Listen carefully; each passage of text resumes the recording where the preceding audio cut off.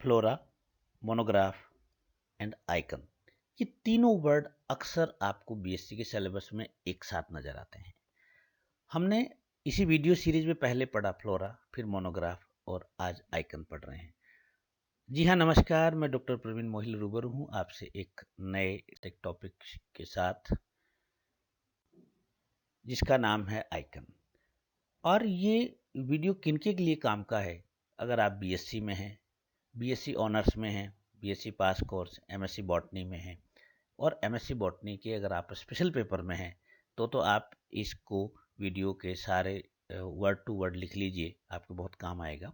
आप research scholar हैं और आपका प्लांट आइडेंटिफिकेशन में इंटरेस्ट है और आप इसी बॉटनी के बेस पे आगे आप कोई कंपटीशन में अपीयर होने वाले हैं तो ये वीडियो आपके लिए उपयोगी होगा और अंत तक जरूर देखिए। ये अबाउट मी है कि मैंने एमएससी 99 में किया, specialization in advance taxonomy and herbarium botany से। और आज की इस वीडियो में हम 4 सब हेडिंग में बात करेंगे। एक, आइकन का मीनिंग क्या होता है, आइकन के पैरामीटर्स कौन कौन से हैं, एग्जाम्पल क्या है और एक इम्पोर्टेंस टॉपिक अंत में आ रहा है जो मेरे अब तक के 20 ईयर के एक्सपीरियंस के बाद आया है। तो पहला जो आइकन का मीनिंग जो है, और आइकन को कुछ बुक्स में आजकल इलस्ट्रेशन भी कहते हैं। बेसिकली ये इलस्ट्रेशन है, यानी कि किसी चीज को हम डायग्रामेटिकली प्रेजेंट कर दें। इसका लिटरेरी मीनिंग है कि कोई भी ऐसा साइन, यानी कि कोई भी ऐसा संकेत जो प्लांट को रिप्रेजेंट करता हो। इसको सिंपल भाषा में समझाए तो भी आपकी गाड़ी रुकती है, हरी लाइट है तो आपकी गाड़ी चलती है। अगर वहां पर ट्रैफिक का सिपाही है ना, तो अगर वो आपको रुकने का साइन देता है तो भी आपकी गाड़ी रुकती है, और वो आपको चलने का साइन देता है तो आपकी गाड़ी चलती है।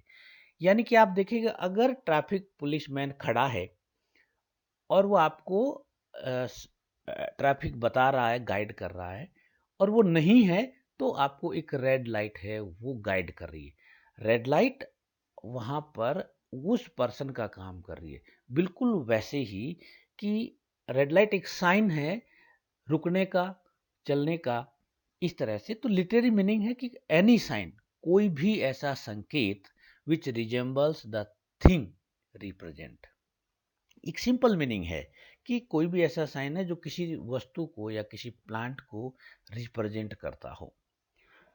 और ये बॉटनी में जब आता है तो यहाँ मीनिंग इसका ये आता है कि ऐसा कोई भी साइन, ऐसा डायग्राम, कोई पेंटिंग है जो उस प्लांट को आइडेंटिफाई करने में मदद करता हो।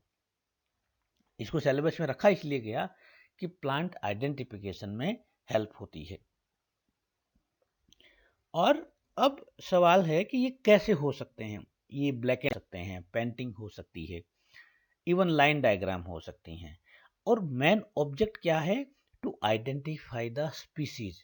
ध्यान से समझिए, आइडेंटिफाई द, यानी कि आप उस फोटोग्राफ को, उस पेंटिंग को देख करके, और आप अगर प्लांट को देखोगे तो आप पहचान लोगे कि हाँ, यही प्लांट है जिसकी डायग्राम बना है या जिसकी पेंटिंग का फोटोग्राफ है।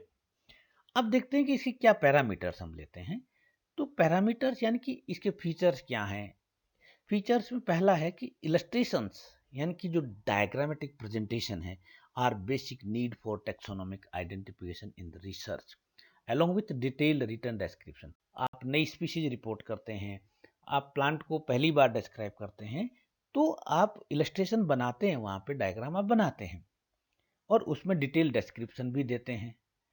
बट यहाँ पर क्या है कि यहाँ पर कोई डिस्क्रिप्शन नहीं देना, खाली फोटोग्राफ। इसको सिंपल भाषा में, एक आम स्टूडेंट की भाषा में अगर कहें तो आपके घर कोई एल्बम आपके पास होता है, उस एल्बम में आप, सिर्फ एल्बम होते हैं, फोटोग्राफ होते हैं। उस एल्बम में ये नहीं लिखा होता है कि किसी व्यक्ति का नाम, और ये सब नहीं लिखा होता प्रत्येक फोटोग्राफ में।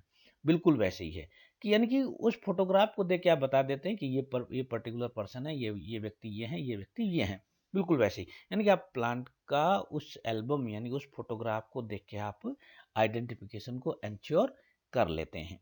और ये चीज़ें उस समय आई जब हमारे पास एजुकेशन सिस्टम इतना एडवांस नहीं था, और जो लोग बहुत ज़्यादा पढ़े लिखे नहीं थे, और जो प्रकृति से प्यार करते थे, जो प्लांट्स को उनको प्लांट अच्छे लगते थे, तो वहाँ से ये चीज़ आई। और एक हॉबी भी होती है drawing. In fact many species of plant based on published illustration only. और आप देखिए, वेरी इंटरेस्टिंग, कि कुछ ऐसे प्लांट स्पीसीज का मतलब जिनको आइडेंटिफाई किया गया है या जिनको रिकॉग्नाइज किया गया है ICBN के द्वारा, विदाउट एनी accompanying description और डायग्नोसिस बिफोर 1 जनवरी 1908, यानी कि 1908, 1 जनवरी, ये डेट कंपटीशन वाले बच्चे ध्यान रखना जो स्पेशल पेपर के लोग हैं। 1 जनवरी 1908 से पहले के जितने भी आइकन्स हैं, यानी कि ये समझो कि एल्बम मान लो आडू भाषा में, जितने भी आइकन्स हैं उनको वैलिडली पब्लिश्ड माना गया है with the by the ICBN, right. अब इसके 2 एग्जाम्पल जो बहुत इंपॉर्टेंट माने जाते हैं उसकी मैं बात करूंगा, साथ में कुछ और एग्जाम्पल की भी मैं बात करूंगा। यहाँ एक चीज समझ, जो स्टूडेंट BSc के हैं, अगर आप BSc में हैं तो आपको 2 या 3 एग्जाम्पल सफिशिएंट हैं। अगर आप MSc बॉटनी में हैं, सिंपल एक आपका ये क्वेश्चन आ रहा है, जनरल पेपर में आ रहा है, तो आप 2 या 3 या एग्जाम्पल दे सकते हैं। बट अगर आप स्पेशल पेपर में हैं तो आपको मिनिमम 5 एग्जाम्पल को कोट करना ही करना है, ठीक है, क्योंकि बेसिक कंसेप्ट तो सेम रहेगा BSc, MSc और MSc स्पेशल पेपर में, बट आपका जो एग्जाम्पल का जो लेवल है, डेप्थ है, वो आपकी इंक्रीज होगी। तो there are 2 principal compilation of icons are Hooker's icon and Wight's icon. Hooker और व्हाइट का सबसे बड़ा नाम इस लिटरेचर में सामने आता है। नाम है Wallich plantae asiatica, rare of East Indian plant. यानी कि ये जो वालिच का जो आइकन्स हैं, यानी कि plantae asiatica raris of East Indian plant में, तो इसमें क्या किया गया, ये लंदन से पब्लिश हुआ बिटवीन 1829 टू 1832। देखिए कितना पुराना काम है ये।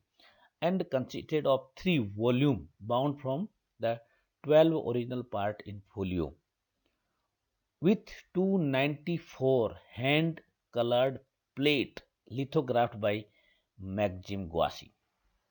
तो यहाँ पे आपको ये समझना है कि जो हम एल्बम की, मैंने जो एग्जांपल दिया आपको, एल्बम तो मशीन से बन के आता है, ये हैंड रिटन होते हैं या हाथ के द्वारा बने होते हैं, क्योंकि उस समय में इतनी सारी टेक्नोलॉजी हमारे पास नहीं थी। और हम इसके बाद अगला एग्जांपल आ रहा है आइकन्स प्लेंटेरम इंडिया ओरिएंटेलिस, रॉबर्ट का है, ये बाई वाइट का है, वालिच के बाद वाइट, इनका पूरा नाम रॉबर्ट वाइट था। तो 210 प्लेट हैं, 210। इसका ईयर देखिए 1796 टू 1872 के दौरान ये पब्लिश हुआ। नेक्स्ट एग्जांपल आ रहा है important, illustration of Himalayan plant, chiefly selected from drawings made for the late J.P. Cathcart, और ये Bengal civil service by Hooker Joseph Dalton. यानी कि ये जो कलेक्शन है ये जोसेफ डाल्टन हुकर का है, ठीक है, और ड्राइंग्स जो बनाने वाले पर्सन है कैथकार्ट हैं। इसके बाद हम और एग्जांपल लेते हैं, जो इंटरनेशनल के एग्जांपल ले रहे हैं, कि illustration of plant from Europe, यानी कि जो यूरोपियन कंट्रीज हैं, यूरोप के प्लांट की हैगी का ईयर देखिए 1906 टू 1931। नॉर्थ अमेरिका, यानी कि नॉर्थ अमेरिकन के प्लांट्स हैं, ये जो नॉर्थ अमेरिका के plant by Gleason 1963। Pacific state by Abraham, Pacific coast trees by McMinn and Maino. Germany, यानी कि icons from Germany by Greck. From यानी कि कोरिया में ली का काम है, और रोक्सबर्ग का काम तो है ही है। अब इसके बाद इसकी इम्पोर्टेंस क्या है, आपको बहुत कम बुक्स के अंदर आइकन्स की इम्पोर्टेंस लिखी मिलेगी, बहुत कम बुक्स में, और वो भी उन बुक्स में मिलेंगी जो स्पेसिफाइड टेक्सोनॉमी की बुक्स हैं। और आजकल क्वेश्चन पुटअप होने लगे हैं कॉम्पिटिटिव एग्जाम के अंदर। What is the importance of icons, हम आइकन्स को क्यों पढ़ें, राइट। तो सबसे पहला है कि यह ध्यान से समझिएगा, और मेरे और वीडियो भी हैं, इसमें आपकी हेल्प कर सकते हैं कि हमारा जो माइंड जो है वो इमेजेस को पसंद करता है, यानी कि हमारी जो मेमोरीज है। अभी अगर मैं कहूँ कि एलिफेंट, मैंने बोला तो अभी आपके दिमाग में एलिफेंट की पिक्चर आई है, ना कि एलिफेंट की स्पेलिंग आई है, राइट। स्पेलिंग नहीं आई, आपके दिमाग में एलिफेंट की पिक्चर आई है। कहूँ आइसक्रीम, तो आइसक्रीम का पिक्चर आपके दिमाग में आता है, ना कि स्पेलिंग ICE लाइक दैट। तो चूंकि यहाँ पे दो चीजें हुई, एक पहला जो आइकन बनाने का मकसद ये था कि आम आदमी, चाहे वो किसी भी लैंग्वेज के प्रति अननोन हो, ठीक है, ये जो इमेज की जो भाषा है ये यूनिवर्सल है, ये ह्यूमन की लैंग्वेज है, ह्यूमन समझता है, हर कोई व्यक्ति इमेज को जरूर समझता है। तो एक एस्पेक्ट ये हुआ। दूसरा एस्पेक्ट ये हुआ कि जो लोग पढ़े लिखे नहीं थे, जिनको रिटर्न का नहीं, और जिनको एक हॉबी के रूप में वो ड्राइंग तैयार करते हैं, वो जो अर्थ के जो प्लांट्स हैं उनसे वो प्यार करते हैं और वो प्लांट के बीच रहना पसंद करते हैं, तो उन लोगों ने ड्राइंग भी बनाई, तो उन लोगों को भी मौका दिया गया। तो यहाँ ध्यान से समझिए कि हमारा जो दिमाग है वो इमेजेस को पसंद करता है, इमोजेस इमेजेस के फॉर्म मेमोरीज को स्टोर करता है। इसलिए आइकन्स की उस समय में बहुत अधिक सिग्निफिकेंस रही, और टिल डेट आइकन्स की सिग्निफिकेंस क्योंकि हार्ड है। नंबर दो कि picture of plant is always easy to learn. आप प्लांट को तो पहचान लेते हैं प्लांट, बट आप उसका वर्ड जो नाम आप कई बार भूल जाते हैं, बट उस प्लांट की इमेज आपको सामने आती है, अच्छा ये प्लांट हुआ जो जिसको मैंने वहां देखा था, ठीक है। तो picture of plant is always easy to learn, anyone can contribute in taxonomy. यानी कि आइकन्स एक ऐसा फील्ड है, आप चाहे पढ़े लिखे हैं या नहीं है, आप किसी भी लैंग्वेज को जानते हैं या किसी को नहीं जानते, तो anyone can contribute in taxonomy without using letter और वर्ड्स, यानी कि आपको किसी लैंग्वेज की या किसी वर्णमाला की आपको जरूरत नहीं है। Next point, images are always language free, यानी कि इमेज की कोई लैंग्वेज नहीं है, लैंग्वेज फ्री है, और इट जनरेट वेरियस डिजाइन और ideas to identify and describe the plant species. यहाँ एक चीज और मैं शेयर करना चाहूंगा कि टेक्सोनॉमी कंपोनेंट में हम 3 वर्ड लेते हैं। पहला हम लेते हैं क्लासिफिकेशन, दूसरा हम लेते हैं नॉमेनक्लेचर, तीसरा हम लेते हैं प्लांट आइडेंटिफिकेशन। यानी कि जो आइडेंटिफिकेशन के 3 जो बेसिक कंपोनेंट है उसमें से एक आइकन है, यानी कि फ्लोरा है, मोनोग्राफ है, आइकन है, और एक हर्बेरियम है। फ्लोरा, मोनोग्राफ, आइकन ये रिटर्न सेगमेंट होता है, और जो हर्बेरियम है वो फिजिकल सेगमेंट होता है, यानी कि वहाँ पे फिजिकली हर्बेरियम सीट रखी होती है। तो ये इसका जो इम्पोर्टेंट पार्ट है। और लास्ट पॉइंट मैं ले रहा हूँ कि any language can use for plant description without any translation. यानी कि अगर आपके पास आइकन है, अगर आपके पास आइकन है, तो कोई भी व्यक्ति किसी भी लैंग्वेज है उसको आसानी से डिस्क्राइब कर सकता है। यानी कि जो एक साइंस का जो पर्पज है, ICBN का जो पर्पज है, वो यहाँ पर भी पूरा होता है।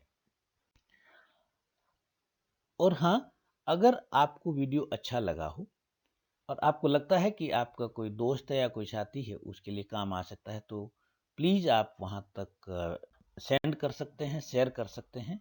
की kindly like and share my video and subscribe for related video on time by YouTube notification. Thank you very much.